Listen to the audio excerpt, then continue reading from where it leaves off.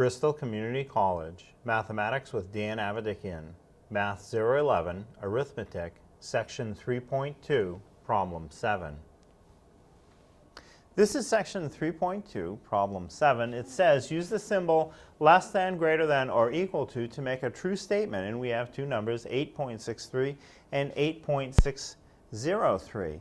And at a quick glance, you might say, well, you know, they look like they might be the same. This one has more digits, but one of them is a 0, and like zeros don't count.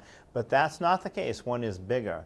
Really, the way you need to determine this, start at the leftmost digit, make a comparison, and if there's a tie, move in one digit to the right, one at a time. So when we start at the leftmost, they're both 8. That's the same. So now I'll move over one digit to the right. They're both 6. That's the same. So now I'll move one digit to the right. One number has a 3, the other has a 0. So now here's where we clearly determine that 3 is larger than 0, so the number that has a 3 in that spot is the larger value. 8.63 is larger than 8.603. So I want to choose the inequality symbol where the open end of the symbol faces the larger value. So the open end of my inequality symbol must face 8.63.